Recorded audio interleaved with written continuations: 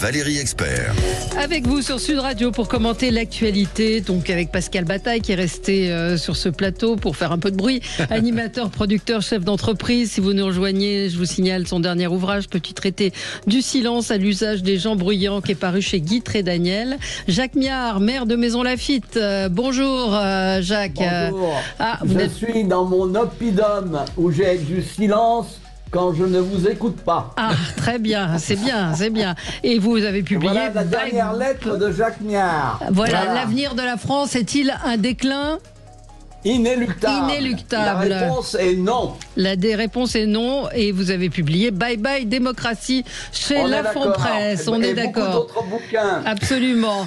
Absolument. Voilà, Bye Bye Démocratie. Jean-Pierre Denis, journaliste, écrivain. Bonjour Jean-Pierre, merci d'être là. Le marathon de Jean-Pierre, effectivement, puisque vous avez été sur de nombreux plateaux de télévision pour commenter le décès du pape. Vous avez vous-même été dans plusieurs quotidiens. Enfin, c'était à La Vie. Oui, voilà. C'est ça, Hebdo.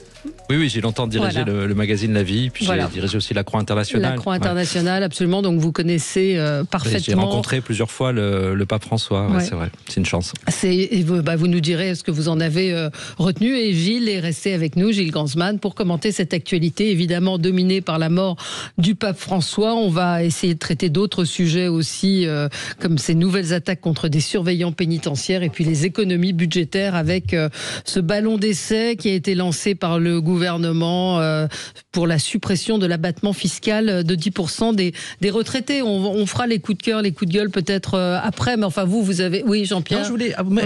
Pardon, si vous me permettez, j'écoutais votre émission là, dans le hall d'entrée en attendant d'entrer dans votre studio, et j'étais très frappé et touché par ce que vous disiez sur le silence.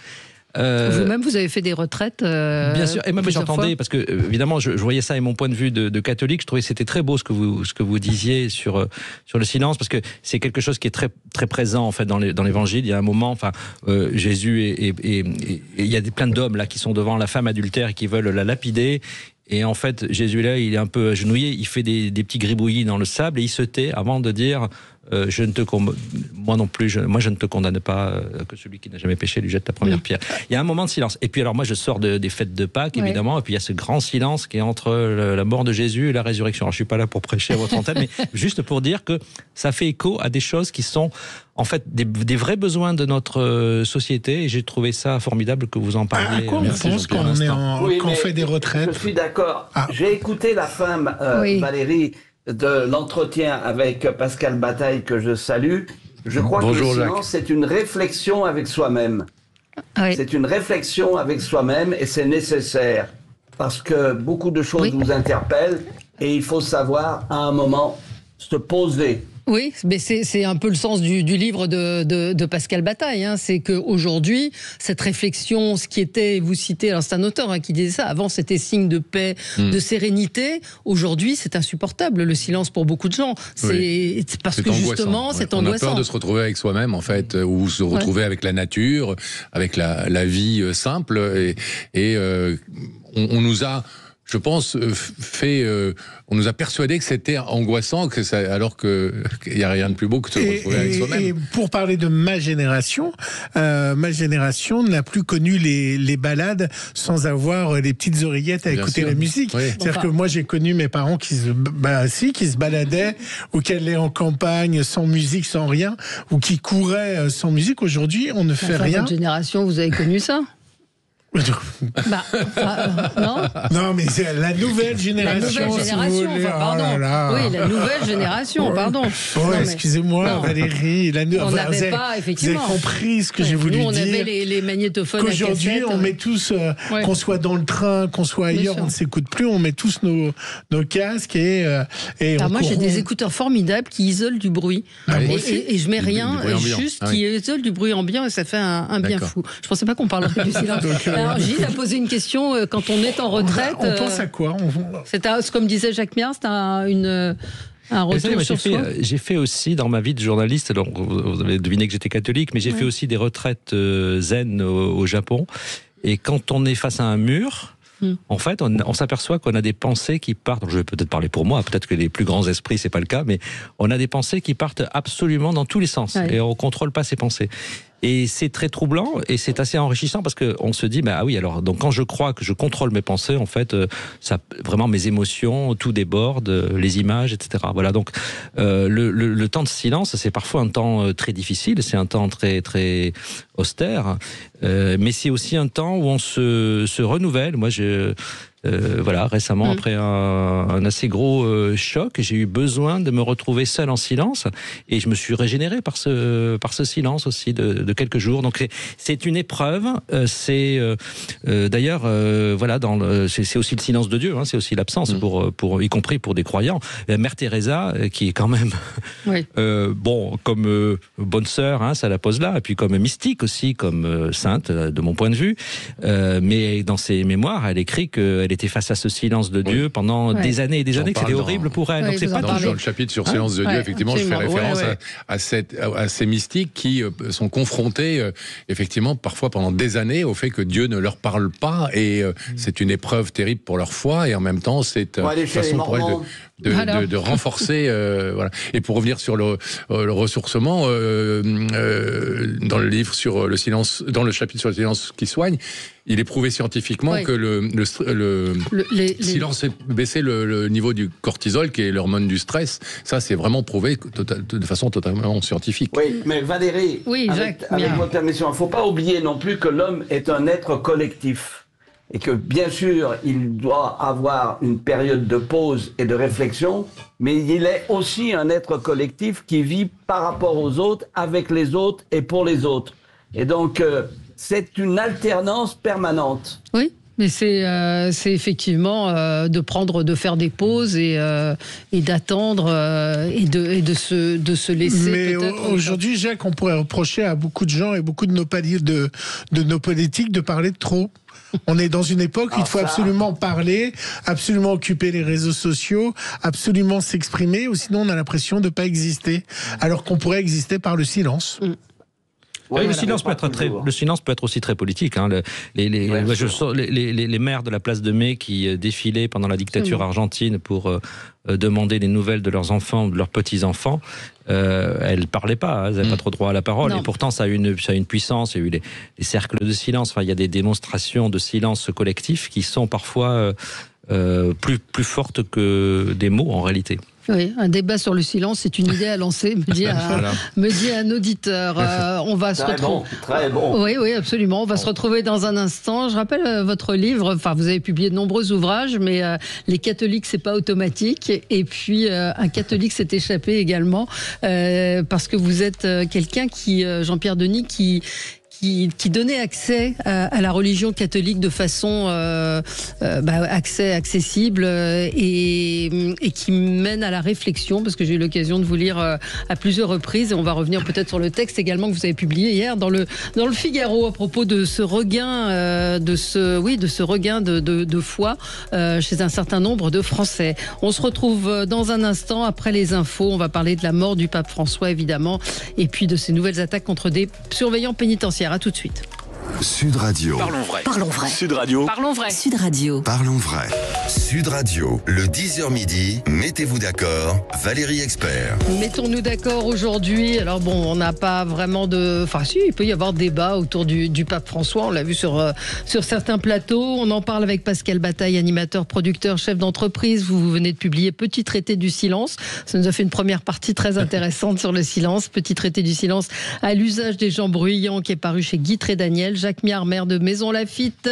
Vous avez publié Bye Bye Démocratie chez La Fond Presse. On attend la suite avec impatience. Et votre bulletin, votre lettre, l'avenir de la France va-t-il vers un déclin inéluctable? Et vous répondez, pas forcément.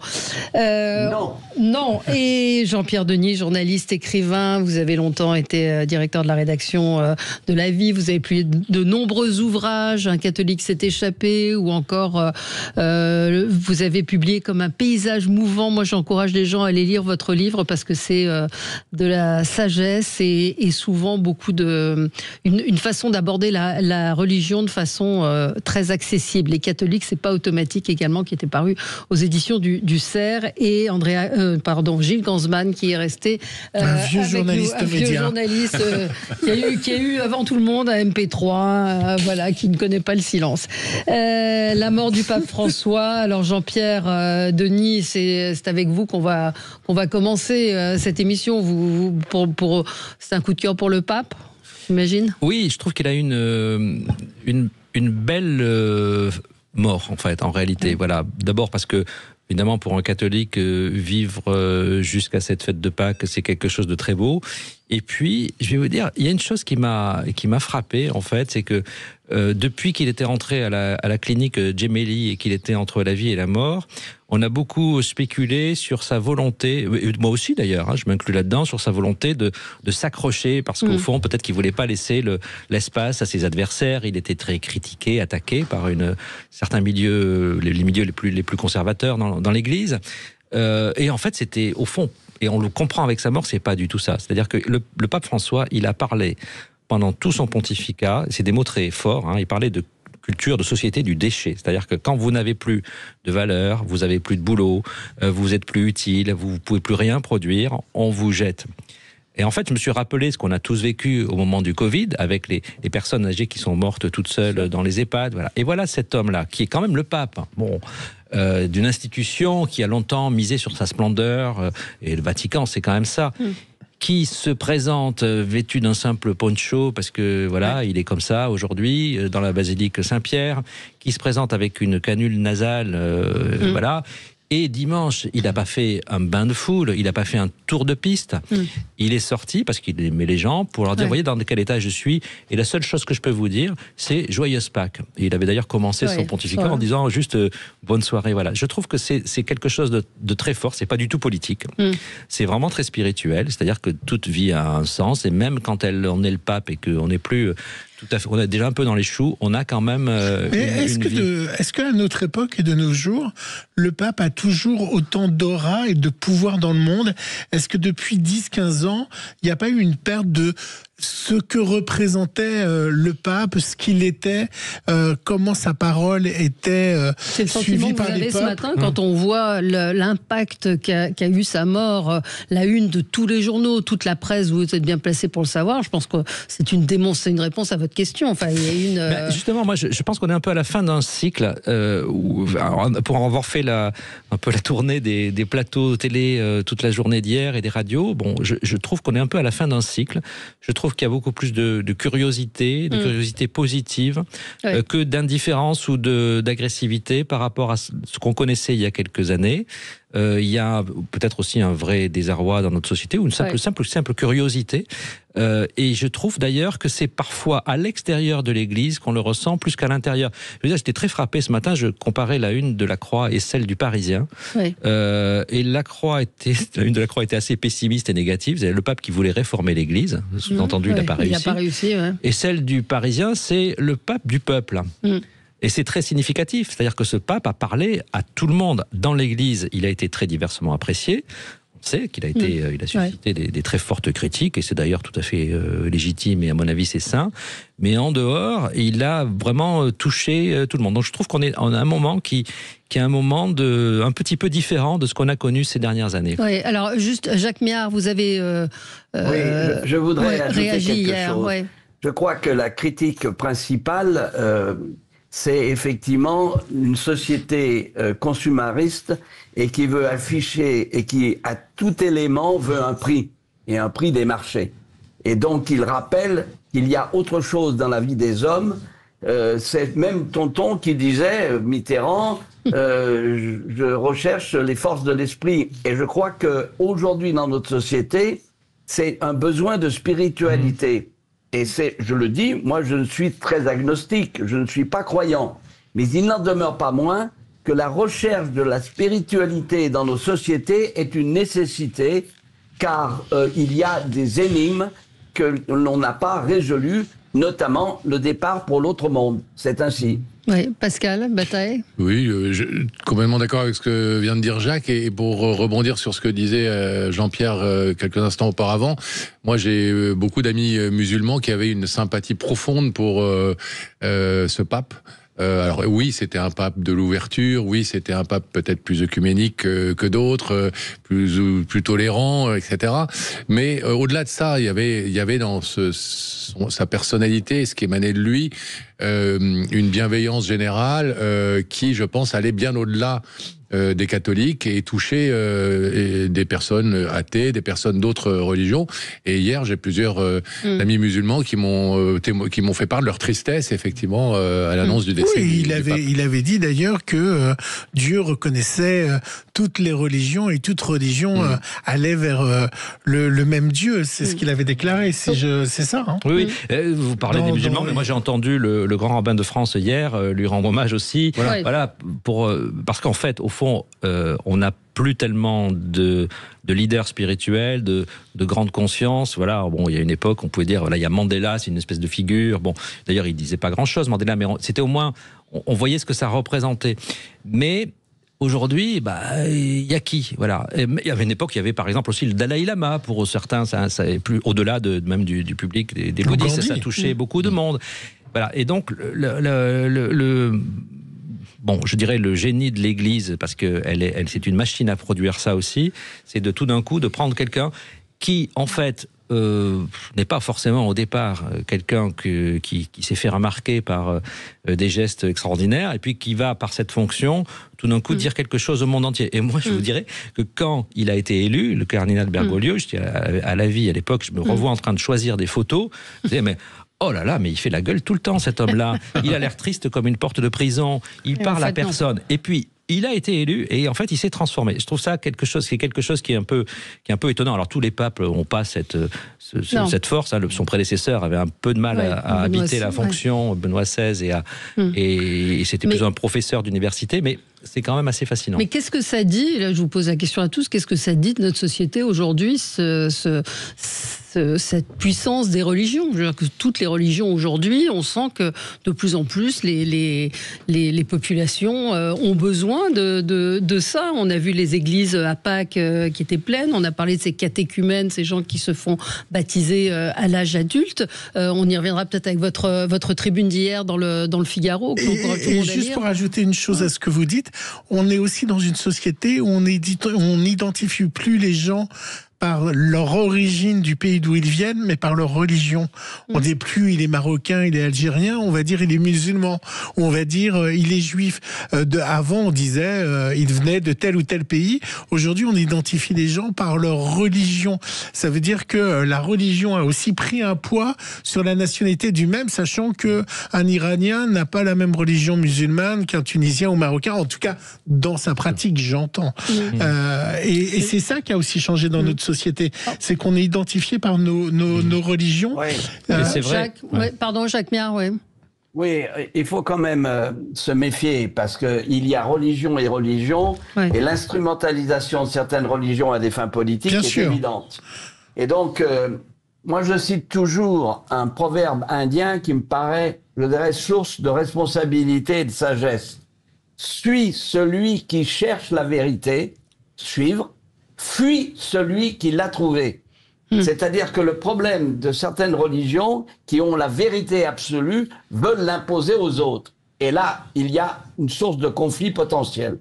Oui, c'est très juste. Et moi, je partage. Au fond, moi, je me méfie toujours des gens qui se définissent par un seul mot, voilà, que ce mot soit musulman, catholique, juif, hein, ou athée d'ailleurs, enfin finalement, parce que, moi je suis catholique, je l'ai dit, mais je suis aussi profondément laïque.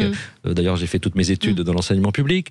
Je suis aussi un Français. Je suis, voilà, on est beaucoup de choses. On n'est pas réductible à une seule. Et c'est vrai que quand les gens se réduisent eux-mêmes à ça, c'est là qu'il faut avoir regardez ça. La foi était intérieure. Oui. C'est-à-dire qu'on ne communiquait pas sur sa foi, on communiquait pas sur sa religion.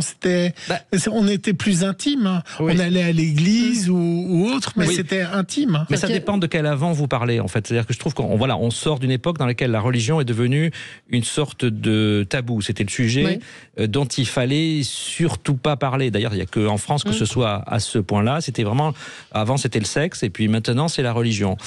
On sort de cette époque-là, donc il y a cette espèce on est surpris parce que tout d'un coup, et je vois en particulier chez les jeunes, c'est un sujet de conversation normal, comme ils vont parler de maquillage ou de musique ou de sortie. Et ça, alors je comprends que ça puisse inquiéter parce que au fond, on voit en particulier parce qu'il y a le problème de l'islamisme qui est un problème particulier dans notre société. Je comprends que des gens puissent s'inquiéter de ça. Ils trouvent peut-être même qu'on parle trop de religion. Mais moi-même, je peux le penser à certains moments. Mais il faut bien voir qu'on rentre dans une époque pour les jeunes, ce n'est plus un tabou, ce n'est plus un sujet. Et c'est pas non plus pour autant qu'ils veulent imposer la religion partout et à tous. Mais toutes les religions ne sont pas équivalentes. Alors moi, j'aime pas qu'on parle des religions. Même s'il y a des choses qui les traversent en même temps, et notamment c'est ce mouvement un peu identitaire aujourd'hui, il est dans toutes les religions, ça c'est vrai, parce que les religions, en fait, mais c'est pas parce que c'est les religions, c'est parce que c'est l'époque, c'est le contraire, justement. Oui, c'est ça, c'est la question que je vous posais au départ. Mais bien sûr, parce que si vous êtes aujourd'hui un homosexuel, vous allez revendiquer votre sexualité. Si vous êtes, vous voyez, chacun revendique en fait son identité aujourd'hui. Donc c'est l'époque, et donc les religions, elles sont comme l'époque. En fait, l'Église catholique, elle croit toujours qu'elle donne le temps à l'époque, mais en fait c'est le contraire. C'est l'époque qui puis il y a eu une période du catholicisme un peu compliquée. Il y a beaucoup d'années en arrière. Torquemada et compagnie. On va y revenir dans un instant. À tout de suite. Sud Radio. Parlons vrai. Parlons vrai. Sud Radio. Parlons vrai. Valérie Expert. De retour avec vous sur Sud Radio pour commenter l'actualité, la mort du pape François. On essaye d'évoquer ce que la foi et puis la religion, la place aujourd'hui. Ce que vous dites dans votre tribune d'hier, Jean-Pierre Denis, le seul tabou de notre société a sauté. Dieu s'est invité dans la conversation publique et privée. La religion n'est plus enfermée dans le fort intérieur. Elle n'attend plus l'autorisation des autorités pour se dire. Et votre éditorial, votre publication hier s'intitulait « Et si l'islam avait joué un rôle dans la vague des conversions au christianisme ?» Qu'est-ce que vous pouvez préciser là-dessus ? Je vois deux phénomènes. D'abord, quantitativement, il y a à peu près un converti sur 10, parmi ceux qui ont été baptisés à Pâques, qui vient de l'islam ou d'une famille de culture musulmane. Donc c'est quand même assez significatif, même si ça reste très minoritaire. Et surtout, je pense que c'est plutôt de manière assez diffuse, c'est la présence de l'islam qui sert un petit peu d'aiguillon. Alors je ne dis pas que c'est pour une sorte de rivalité ou de résistance, mais d'aiguillon. C'est-à-dire que tout d'un coup, des gens se disent « Alors lui, il sait qui il est et moi, je ne sais pas qui je suis ». Et à ce moment-là, il se pose un certain nombre de questions. Et il y a quelque chose qui se réveille parce qu'ils s'aperçoivent que l'Église est au milieu du village encore aujourd'hui. Et donc, ils se tournent vers l'Église. Et alors, les catholiques sont les premiers surpris, les curés sont les premiers surpris, parce qu'en fait, ils voient des personnes qui surgissent absolument de nulle part. Et qui arrivent là et qui demandent à rentrer, ou de partout en fait. Mais je dirais surtout de nulle part, c'est-à-dire des gens qui se situaient pas quelque part. Donc je pense que ça a eu un impact. Et c'est difficile évidemment à mesurer, mais ça a participé. C'est pas ça qui fait le phénomène, mais c'est un petit peu aiguillon. Voilà comment on vous pousse. Ce qui fait l'essentiel du phénomène, c'est qu'on est dans une société beaucoup plus horizontale. Et puis autrefois c'était le père P-E-R-E qui disait la religion. Enfin, j'ai bien que dans le judaïsme on est juif par sa mère, mais vous voyez le Saint-Père, le pape, qui disait, puisque pour revenir à lui, qui fait que qui vous enseigne la religion. Aujourd'hui, c'est plutôt le père PAIR, c'est-à-dire le copain de classe, l'ami, celui avec qui on discute le soir. Ouais. Alors moi, ce qui m'intéresse... Ah, pardon, Jacques. Oui. Non, vas-y. Non, moi, ce qui m'intéresse, c'est ce qui va se passer samedi. Est-ce que, puisque donc, le monde on a annoncé qu'à 10h, les funérailles auront lieu à 10h est-ce que le monde qui va être réuni là-bas va être touché par la grâce? C'est-à-dire qu'on va voir si Vladimir Poutine sera là, s'il y aura Zelensky, s'il y aura, en tout cas, le président français y sera, les Anglais y seront. Est-ce qu'il s'est déjà passé dans le passé, aux enterrements de papes, des choses qui se sont réglées parce que le monde entier était réuni pour la mort du pape et qu'il y avait un moment de grâce dans un endroit dans un endroit religieux? Est-ce qu'il s'est passé des choses? Alors oui, effectivement, à la Pentecôte, mais ça date un peu, mais c'était il y a 2000 ans. Mais je dois dire que le Vatican, le Saint-Siège, c'est pas seulement une organisation religieuse, c'est aussi un État. Et c'est un État très très faible et très petit, avec d'ailleurs très très peu de personnel, y compris de personnel diplomatique, même s'ils sont présents dans de très nombreux pays. Mais c'est un État qui a un savoir-faire multiséculaire. Et je vais évoquer un souvenir assez précis, parce que j'étais à l'enterrement de Jean-Paul II. Je me souviens, j'étais sur les terrasses qui dominent la place Saint-Pierre, donc il y avait cette grande foule et cette émotion. Mais dans les coulisses, en fait, il y a eu une rencontre. Alors, elle n'a pas donné de suite merveilleuse, comme on va le voir, mais il y a eu une rencontre quand même incroyable, parce qu'on a su que le président iranien était là, et qu'il y avait aussi le président israélien. Ce sont deux pays dont on sait qu'ils ne sont pas en très très bonnes relations. Et le président israélien de l'époque était en fait né en Iran. Et donc, il parlait persan. Donc, ils se sont vus. Il fallait surtout pas que ça se voie, qu'ils se voyaient, mais ils se sont parlé. Alors, évidemment, ça n'a pas résolu les problèmes. Mais l'Église, elle a ce rôle de médiateur. Et à l'époque de Jean-Paul II, il y avait un conflit territorial entre l'Argentine et le Chili. Eh bien, ils ont demandé la médiation du Vatican et ils ont résolu ce conflit. Alors, ça n'a pas marché, évidemment, sur l'Ukraine, et ça a d'autant moins marché que le pape François s'y est très mal pris. Au début, il a renvoyé dos à dos l'agresseur et l'agressé, et c'était pas une très bonne idée. Puis après, il a rectifié le tir parce que c'était vraiment pas possible. Mais voilà, il y a ce rôle quand même de médiateur. Se passer des choses, peut-être. Ouais. Et moi, j'aime bien. Quand j'étais plus jeune, j'étais choqué quand je voyais. Vous n'êtes pas optimiste? Non, je suis pas optimiste quand on voit Donald Trump qui rend hommage au pape avec un lapin de Pâques à côté de lui et qui dit Melania and I will be attending. En gros, on a très hâte d'être là. Non, mais ça, c'est le circus. Oui, c'est le circus. Donc, je ne sais pas ce qu'on peut attendre de lui. Aussi, l'hommage de Poutine à un grand humaniste. Enfin, voilà, tout ça est complètement ridicule. Mais quand même, il y a cette fonction de médiation qui est, je crois, utile. Quand j'étais plus jeune, j'étais choqué parce que je voyais des papes qui recevaient des gens pas du tout sympathiques. Et je me disais, pourquoi il a reçu le méchant? Voilà. Il devrait recevoir que les gentils. Et en fait, je trouve ça très bien parce que le Vatican a cette capacité unique de continuer à parler à tout le monde. Et parfois, ils se prennent des coups. Il y avait un pape qui s'appelait Benoît XV pendant la guerre de 14.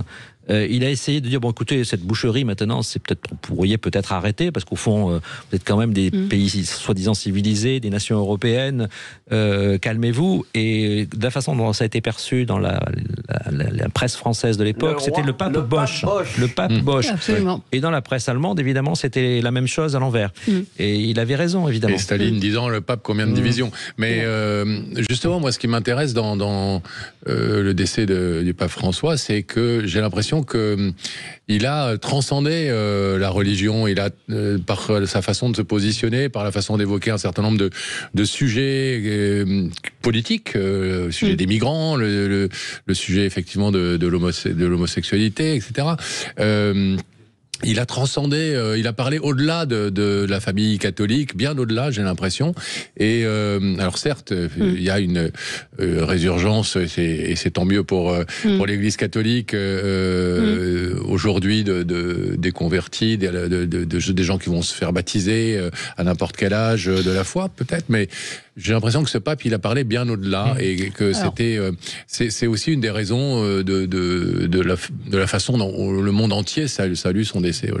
Jacques, vous avez tweeté hier. Je voudrais quand même revenir sur un certain nombre de points. Vous dites que son destin, juste lire ce que vous avez publié hier, son pontificat n'a pas fini d'avoir des effets sur le destin de l'Église, dont le rôle sur le monde ne peut laisser indifférent, croyant ou non.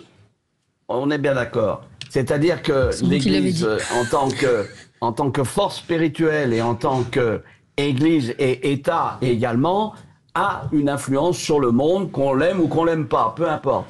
Mais moi, je voudrais revenir sur ce qu'a dit Jean-Pierre Denis sur ce qui est je dirais, des conversions. Ça dépend où.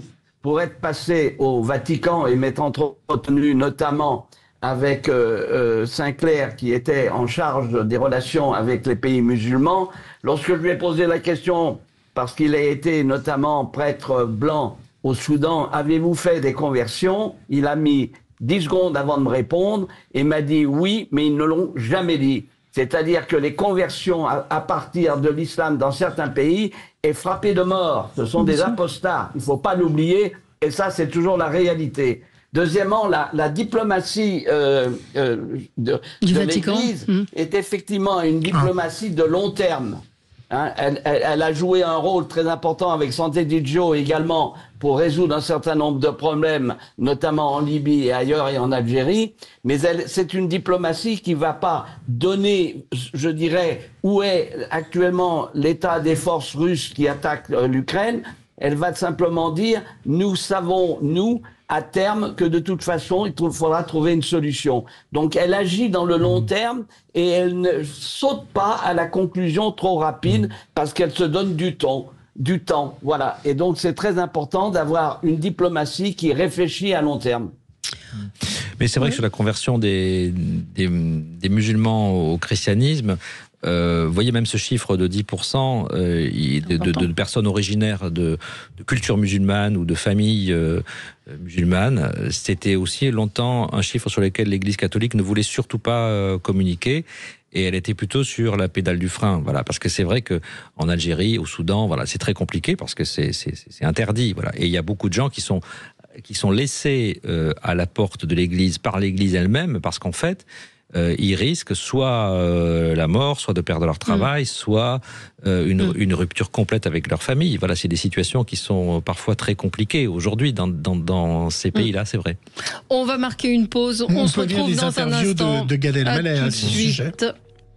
Sud Radio. Sud Radio. Parlons vrai. Parlons vrai. Sud Radio. Parlons vrai. Êtes-vous d'accord? Valérie Expert. Pas sûr que nous traitions d'autres sujets aujourd'hui, parce que c'est intéressant de vous avoir, Jean-Pierre Denis, avec nous ce matin. On voit en ce moment des images qui sont diffusées du corps du pape François qui est exposé.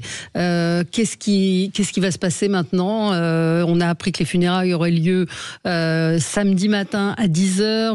Volodymyr Zelensky a dit qu'il y assisterait. Emmanuel Macron, Donald Trump également. De nombreux chefs d'État, chefs religieux seront là. Il y a deux choses qui vont se passer, deux réalités parallèles qui commencent et qui vont s'ignorer superbement. La première réalité, c'est une réalité populaire. Donc il va y avoir des gens qui vont, beaucoup de gens, et ça va être intéressant de comparer à ce qu'on a vu à l'époque, je dirais surtout de Jean-Paul II, parce que Benoît XVI est mort après avoir renoncé à ses fonctions, donc il était un peu, je dirais pas oublié, mais enfin c'était pas tout à fait la même portée. On va voir combien de gens viennent en pèlerinage. Il se trouve qu'il y a beaucoup de monde à Rome en ce moment, parce que c'est une année jubilaire, donc c'est une année de fête, et il y a énormément de touristes et de pèlerins à Rome en ce moment. Donc il va certainement y avoir beaucoup de gens qui viennent s'incliner devant cette dépouille, et c'est toujours impressionnant. Moi, je me souviens du corps de Jean-Paul II dans la basilique Saint-Pierre, et c'est quelque chose de très fort, parce que ce corps n'est pas caché, il est exposé, et là il est posé carrément par terre, hein, ce qui est aussi très fort.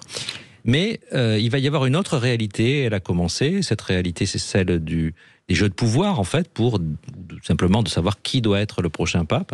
Il y a ce qu'on appelle les congrégations générales, parce qu'en fait, quand le pape meurt, tout s'arrête. Tout s'arrête. Il y a plus personne n'a le pouvoir dans l'Église, et ça devient un pouvoir collectif, en fait. Il y a son camériste, et tous les jours. Mais en réalité, il y a des décisions qui ont été prises sur les obsèques, mais elles étaient déjà préparées. Il avait déjà tout préparé. Il n'y a plus aucune décision qui est prise de quelque nature que ce soit. Donc c'est un collectif qui se met en place. C'est les cardinaux qui se mettent à se rassembler tous les jours et qui tranchent les questions qui pourraient se poser. Mais évidemment, c'est pas tellement les questions qui se posent aujourd'hui aujourd'hui qui les intéresse. Ce qui les intéresse, c'est lequel d'entre eux va sortir habillé en blanc dans quelques jours. Tous les coups sont permis. Oui, bien sûr, parce que c'est une société humaine. Est-ce que le film, c'est la question que vous aviez posée, est-ce que la série Conclave est réelle, est proche de la réalité ou pas? Le film, alors le film, il y a beaucoup de choses qui sont proches de la réalité, mais pour ceux qui n'ont pas vu le film, je dirais sauf la fin. Oui, voilà, sauf la fin. Non, mais ça, tout le monde est d'accord pour dire que la fin est totalement ridicule. Voilà. Mais oui, en fait, c'est une affaire à la fois très ritualisée. Il faut imaginer, vous êtes cardinal, donc c'est un peu important pour vous, c'est même la chose la plus importante que vous ayez à faire dans votre vie, choisir le pape, et puis il y a un truc qui est un peu important pour vous si vous êtes cardinal, c'est Dieu quand même, donc vous êtes un peu sur son regard, voilà, et puis vous rentrez dans cette chapelle Sixtine. Si on est touriste ou pèlerin, on l'a connu, mais il y a beaucoup de monde, on est poussé par la foule, on voit ça, c'est beau quand même, mais enfin c'est tout ce qu'on voit. Voilà. Mais là, vous rentrez dans cette chapelle Sixtine, et puis vous entendez extra omnes, ça veut dire dehors tout le monde, avec cette magie aussi, cette poésie du latin, dehors tout le monde, on ferme les portes. Et là, voilà, il y a ce rite en fait, c'est un rite en fait, c'est pas seulement une élection, c'est un rite. Mais c'est aussi une élection avec des calculs humains, avec des intérêts, avec des priorités, avec des gens qui se sont organisés pour peser, pour pousser telle ou telle personne, tel ou tel homme. Et là, à partir d'aujourd'hui, ils arrivent à Rome. Alors, c'est d'ailleurs pas très sympa. Il y en a même qui râlent déjà, qui râlaient dès hier soir, parce que ils commencent les réunions dès aujourd'hui. Alors, quand vous venez de Papouasie-Nouvelle-Guinée, de Mongolie, le temps que vous arriviez, ils auront déjà commencé à discuter. Mais enfin, bon, c'est pas trop grave. Et puis voilà, vous allez discuter avec vous allez boire un coup le soir chez quelques gens un peu influents ou accueillants, vous allez manger dans une trattoria et puis vous allez dire, et toi alors, c'est quoi pour toi, quel est le sujet au fond pour l'Église, et tu vois qui, etc. Et c'est un moment très au moins aussi important que le conclave. Ça, Jean-Pierre, est-ce que... à mon avis, le conclave, il commence dès qu'un pape commence à tousser. C'est d'ailleurs là, on se dit waouh. Et alors après, voilà. Mais ils sont combien, 120 Ils sont 135. Ils n'ont jamais été aussi nombreux. Mais ça veut dire qu'il y a des noms qui vont sortir ou il y a pas de candidats. Il y a des noms qui sortent. Il y a des noms qui sortent, qui se détachent. Mais alors là, moi, je vais vous parler avec. C'est un peu comme les primaires chez les Républicains. Non, parce qu'il n'y a pas. Parce que justement, il n'y a pas de candidat, il ne peut pas y avoir de candidat. Et il y a un adage qui est assez vrai, c'est-à-dire celui qui entre pape au conclave en sort cardinal. C'est-à-dire celui qui croyait trop à ses chances, c'est fichu. Et c'était le cas pour la succession de Benoît XVI avec le cardinal Scola. Voilà. Donc moi, je vais vous parler du haut de mon immense expérience, c'est-à-dire de toutes les erreurs que j'ai pu commettre. C'est-à-dire ça se passe rarement comme les experts l'avaient prévu. C'est un peu comme la vaticanologie, c'est un peu comme la kremlinologie. Et pour reprendre le livre de Pascal Bataille, celui, puisqu'ils vont tous parler, et on dit que celui qui obtient le plus de silence devient pape parce qu'il est très écouté, et c'est comme ça qu'on le repère. Et apparemment le pape François avait été repéré parce qu'il avait réussi à faire silence dans la salle, pour rebondir sur votre livre. Alors c'est très joli ce que vous dites, c'est peut-être un peu vrai, c'est vrai que c'est en partie vrai, c'est-à-dire que c'est vrai que le pape François, en fait, il a eu des mots pendant cette période-là de pré-conclave qui ont marqué les esprits, parce qu'il a dit une chose qui est d'ailleurs sa priorité. Il a dit chaque fois que l'Église reste centrée sur elle-même, elle tombe malade et elle dépérit. C'est pour ça qu'il faut qu'elle arrête de se regarder le nombril et qu'elle s'adresse à tout le monde. Et il a été élu en fait sur ce programme par une majorité des 2/3 des cardinaux. Mais en réalité, c'est pas. Enfin, voilà, c'est pour ça que je dis l'Esprit Saint ne tombe pas du ciel. C'est pas venu de nulle part. C'est-à-dire que cet homme-là, il avait déjà au précédent conclave, donc 8 ans auparavant, il avait déjà obtenu pas mal de voix et il avait fait un coup politique extraordinaire. Non seulement il avait refusé, mais il avait dit très très vite, c'est pour ça que Benoît XVI a été élu tout de suite, il avait refusé en disant non, c'est pas mon heure, je soutiens Benoît XVI, qui était un peu il était un peu sur une ligne quand même assez opposée à celle de Benoît XVI. Donc il avait rallié un peu, on va dire, ceux qui voulaient un certain changement dans l'Église. Et ça avait quand même marqué. Donc il n'est pas arrivé de nulle part. Oui, on l'a vu arriver avec sa petite sacoche. Il a raconté qu'il avait juste fermé la porte de son appartement à Buenos Aires. On ne sait même pas s'il a eu le temps de laver son linge sale avant de partir. Et il est arrivé tout seul, c'est vrai, mais c'était pas complètement tombé du ciel non plus. Vous êtes en train de nous dire ce matin, si je veux être un peu sarcastique, Dieu ne choisit pas son représentant. Alors, d'un point de vue chrétien, quand on dit que c'est l'Esprit Saint qui parle, ça ne veut pas dire que les hommes sont sous la dictée. Parce que par exemple, si vous prenez l'Évangile, les chrétiens considèrent que c'est une parole inspirée, mais ce n'est pas du tout comme dans l'islam, où c'est dicté, le Coran est dicté par un prophète, par Dieu à Mahomet. Là, dans le christianisme, pas du tout. Gabriel. Oui, mais enfin, dans le christianisme, l'évangile n'est pas dicté. C'est-à-dire, ce sont les hommes. Ça a été rapporté et parfois manipulé. Ce sont les hommes qui entendent et qui comprennent ce qu'ils peuvent entendre et comprendre. Et c'est comme ça ma question. Et c'est comme ça que ça se fait. Donc c'est pas c'est pas du tout une dictée. Alors, question. Je suis désolée parce qu'on n'a pas beaucoup de débats, mais en même temps c'est passionnant. Une auditrice, parlez-nous plutôt ce que signifie la volonté de François d'avoir son cercueil à même le sol. C'est la tradition. Non, justement, je crois que c'est différent. Il a voulu justement être comme il a les dit pauvres. que c'était différent et qu'il voulait que son cercueil soit dans la terre, à même le sol. C'est la même chose dans la cour des Invalides. Lorsqu'un général ou un amiral meurt, il est posé au sol. C'est une volonté d'être, je dirais... modeste. Modeste, oui, c'est ça, mais c'est visiblement peut-être pas forcément le cas de tous les papes. Oui, je n'ai pas compris ce que ça avait de nouveau, je suis d'accord avec Jacques Miard. Même moi, je me souviens des obsèques, alors, en particulier les dernières, celles de Benoît XVI, je ne vois pas trop la différence. Alors, il y a des petites différences subtiles, parce qu'autrefois, on enfermait le corps du pape dans 3 cercueils superposés. Là, il a voulu le cercueil, le bois le plus simple. Voilà, le cercueil des pauvres. Bon, ce sont des petits symboles. Et l'Église aussi, le choix de la basilique. Oui, il a voulu être dans une. Il n'est pas au Vatican, il sera dans la basilique Sainte-Marie-Majeure. Il y a des très belles raisons, puis d'autres peut-être plus, en tout cas plus humaines. Voilà, il a toujours aimé cette basilique. Parce que c'est une basilique consacrée à la Vierge Marie. Il y allait toujours avant et après les voyages. Je crois que c'est l'église où Saint Ignace de Loyola, le fondateur des Jésuites, donc un peu important pour le pape François qui était jésuite, a dit sa première messe à Rome. Donc c'est une église qui compte pour lui réellement. Mais c'est aussi une façon bien à lui de se créer son propre, je dirais son propre territoire. Voilà, il a jamais voulu être là où on l'attend. Il a pas trop envie peut-être d'être au Vatican en compagnie des autres. Il y a une part peut-être de oui, voilà, il y a une part, comme toute réalité humaine, il y a un choix qui est à la fois très très modeste et au fond peut-être aussi un peu particulier d'être à une place qui n'appartient qu'à lui. Et d'être d'une certaine façon en dehors du centre de pouvoir. Et l'anneau papal, ils sont tous différents d'un pape à un autre, avec des armoiries différentes. Alors autant ou que c'est toujours le même anneau papal? Autant que je sache, l'anneau papal est brisé à la mort. Il est brisé à la mort du pape. Mais le suivant, c'est un nouveau. Donc il est différent. Voilà. On le voit d'ailleurs dans le cercueil. On voit ses mains et on voit l'anneau qui sera brisé au moment de l'enterrement. Il y a beaucoup de rites et il les a simplifiés. Il y a le chemin que suit le corps. Normalement, le corps est censé passer par les appartements pontificaux. En fait, il n'y habitait pas puisqu'il vivait dans cet endroit qui est un hôtel à Rome, la Casa Santa Marta. C'est à l'intérieur du Vatican, mais c'est un hôtel. J'ai été récemment prendre un petit café avec quelqu'un. C'est pas un. Parce qu'en Italie, il y a du marbre partout, mais c'est une cafétéria en fait. Le restaurant, on prend son plateau et lui, il habitait là. Il habitait dans cet hôtel et il prenait son plateau repas avec tout le monde. Et il recevait beaucoup. Hein. Oui, moi je l'ai rencontré plusieurs fois là. Il recevait là. D'ailleurs, c'est là qu'il a reçu J.D. Vance, à qui il a offert des œufs Kinder pour ses enfants. Oui, ça c'est bien lui. C'est bien lui. C'est assez étrange en même temps. Kinder, c'est Ferrero est italien, c'est ce qu'on disait hier. Mais c'est vrai que J.D. Vance aura été le dernier personnage. Et on repart avec une médaille, on repart avec un souvenir. On repart souvent avec un chapelet.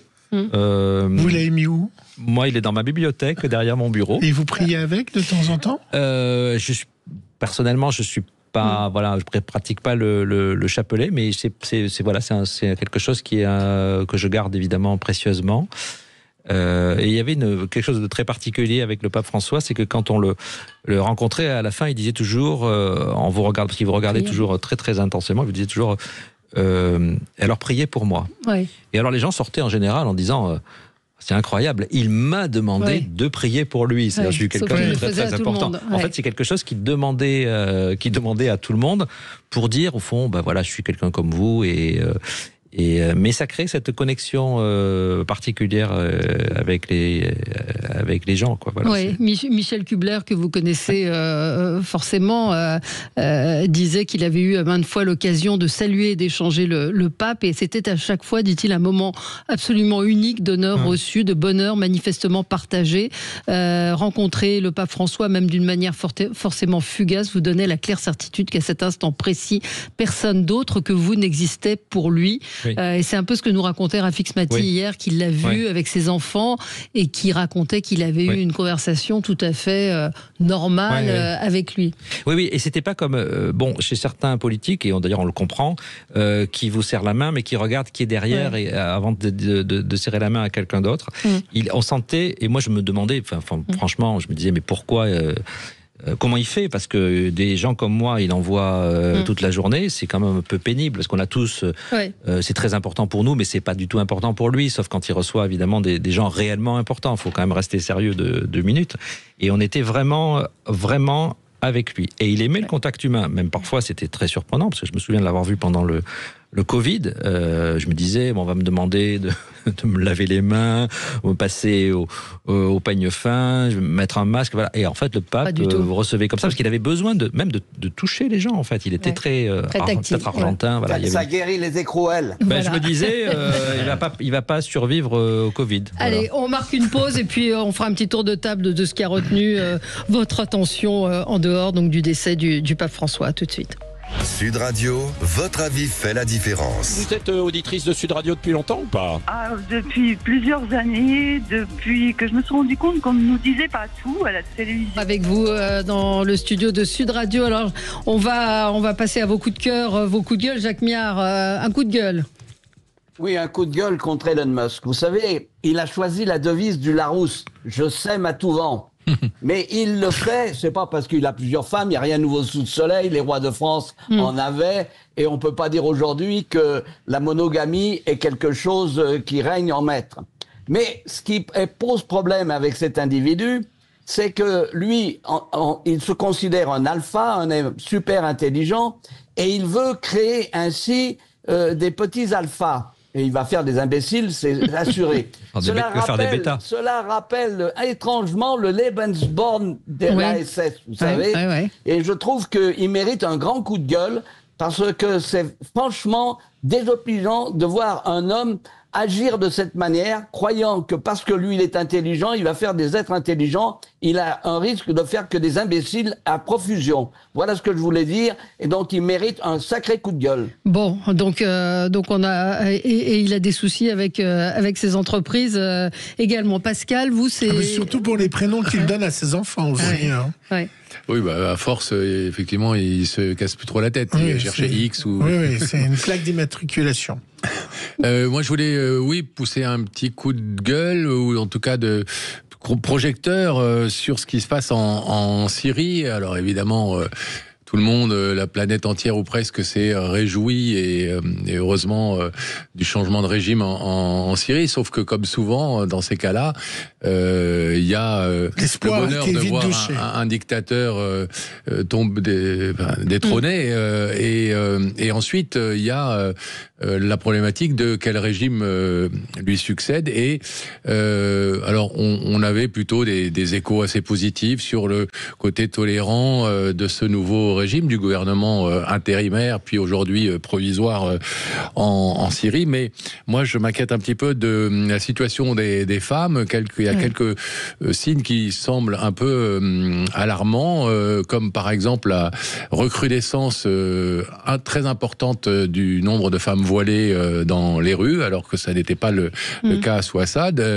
Ensuite, des injonctions qui ne sont pas encore pour l'instant des obligations, mais à l'entrée des universités pour les jeunes femmes, les jeunes étudiantes, à elles aussi arriver voilées, à oublier ne pas mettre du parfum, etc. Donc je trouve qu'il y a quand même des signes assez préoccupants. Alors on est loin pour l'instant des talibans afghan ou du régime iranien, mais voilà, l'évolution est préoccupante. Est-ce qu'on regarde assez ce qui se passe en Syrie? Est-ce que une fois de plus, on ne s'est pas très vite félicité de ce changement de régime, avec quand même un curriculum vitae pour le moins inquiétant de voilà, ce et est-ce que, en tout cas, on n'a pas vocation à essayer de peser un petit peu auprès de ce nouveau régime qui a quand même besoin de soutien, en conditionnant un peu ce soutien, notamment au respect des droits de l'homme et des droits de la femme. Oui. On pense évidemment aussi à l'Afghanistan, qui est totalement oublié de la communauté internationale. Jacques Miard, sur ce que vient de dire écoutez, Pascal. Je suis parfaitement d'accord avec Pascal. Je peux même vous dire que aujourd'hui, il y a des répressions sur un certain nombre de minorités. Bien sûr, il y a les Alaouites, mais il y a aussi les chrétiens. Et un ami qui habite Damas m'a téléphoné il y a quelques jours en me disant « Nous sommes en voie de talibanisation ». Et donc, ils ont réintroduit la charia et le HTS est en réalité, avance la taquilla. Il ne faut pas oublier qu'il a pris le pouvoir contre des gens de Daesh, mais c'était une lutte interne à Daesh. Et lui, c'est un hypocrite de première. Donc, il faut aujourd'hui pas se tromper. On a actuellement, en nouveau en Syrie, un régime qui est un régime qui se réclame de l'intégrisme islamique le plus extra. Oui, réaction, Jean-Pierre? Non, bien sûr, c'est extrêmement inquiétant. Après, c'est pas simple, parce qu'en réalité, on a quand même ce levier de l'aide qu'on peut conditionner. Il y a eu une forme de naïveté quand les responsables de l'Union européenne se sont précipités. Moi, je trouve que ça a été ça n'a pas été très bien préparé. Mais du point quand je regarde avec le petit thermomètre ou je sais pas comment dire, la lorgnette en fait qui concerne les communautés chrétiennes en Syrie, pour l'instant, ça se passe pas si mal. Voilà. Sachant que les communautés chrétiennes étaient très liées au régime précédent, non pas parce qu'elles aimaient spécialement Assad, mais parce que elles n'avaient pas trop le choix. En réalité, elles n'avaient pas trop le choix parce qu'elles craignaient précisément un scénario dans lequel les islamistes prendraient le pouvoir, et on sait ce qui s'est passé dans le pays voisin en Irak. Il y a des canaux de discussion, à ce que je crois savoir. La Vie publiait récemment d'ailleurs une enquête là-dessus. Donc, la situation me semble encore pas complètement figée, et c'est peut-être juste au moment. Il y a des assassinats de chrétiens. Il y en a, bien sûr. Oui, bien sûr. Il y en a, bien sûr. Bien sûr. Il y en a. C'est pour ça que je suis assez prudent dans ce que je dis. Ça me semble, pour l'instant, pas catastrophique, mais c'est le moment où il faudrait peser. Oui, c'est ça, ce que disait Pascal sur le comportement vis-à-vis des femmes, qui est quand même un signe. C'est très inquiétant, évidemment. Plutôt inquiétant. Gilles, vous avez un coup de gueule ou pas? Non, pas spécialement, sinon on peut parler. Oui. Moi, j'avais un truc de ce qui s'est passé à Pékin ce week-end, où 21 robots humanoïdes ont fait un marathon. Alors, vous voulez le nom du gagnant du robot? C'est Tiangong Ultra, qui est conçu par un enfant d'Elon Musk. De robotique, voilà, qui a bouclé les 21 km en 2h40 minutes. Tandis que l'humain, lui, a fait 1 heure et 2 minutes. Je me dis que finalement, si l'humanité disparaît, il restera les robots qui seront entre eux et dirigeront ce monde. Peut-être un jour, le président américain sera un robot, qui sait. Peut-être, et le pape aussi, alors. J'ai vu qu'ils ont fait aussi. Je voyais aussi un robot en Chine qui faisait des crêpes, et je me disais, quel triste monde. Moi, franchement, je préfère quand c'est une de mes filles qui fait des crêpes, c'est sympa. Oui. Voilà. Vous imaginez 25 robots qui courent contre les humains dans un semi-marathon? Je trouve ça assez mais le documentaire qu'on a vu sur la Chine il y a quelques semaines était assez incroyable. Hein. Peut-être que ça explique aussi le retour sans vouloir à tout prix faire le lien, mais voilà, on est quand même dans une société très inquiétante dans laquelle l'humain semble à jeter à la poubelle et remplacé par des robots, et donc des machines qui pensent à notre place. Et donc il y a peut-être un retour à des choses plus posées sur sur notre sol, en fait. Aujourd'hui, plus personne ne sait lire une carte. Hein. Ils mettent WhatsApp et plus personne ne sait se diriger dans la ville. Hein. Comment ? Est-ce que vous avez regardé, Gilles, si les robots faisaient des croche-pattes aux humains pour essayer d'arriver plus vite ? Parce que je vous dis ça pas tout à fait par hasard, parce on s'est rendu compte récemment que l'intelligence artificielle était capable de tricher, ce qui est plutôt très inquiétant, notamment dans des parties d'échecs où évidemment il n'y a pas de conscience de la triche, mais elle est programmée pour essayer de gagner et de trouver tous les moyens de gagner, eh bien les chercheurs se sont rendu compte que certaines intelligences artificielles arrivaient pour pouvoir gagner, soit à déplacer des pièces alors que ça n'est pas permis, soit effectivement à changer la décision de l'intelligence d'en face, etc. Enfin voilà, donc l'intelligence artificielle commence à tricher. Moi, ça m'inquiète beaucoup. Mais moi aussi. Pour reprendre ce titre, Pascal, elle reprend la fameuse devise de Saint-Augustin, la fin justifie les moyens. Voilà, on finit. Et ce que nous disait Rafik Smati, qui a publié un livre sur l'intelligence artificielle, et il en avait parlé avec le pape, et le pape lui avait dit en levant les yeux au ciel, c'est vertigineux et ça m'inquiète énormément. Et voilà, on terminera là-dessus. Mais ça l'intéressait énormément, apparemment, le pape François. Le jour où la pensée ne sera plus que faite par des robots et non plus des humains, ce sera très compliqué. Allez, on se retrouve demain. Très bonne journée sur Sud Radio. À demain.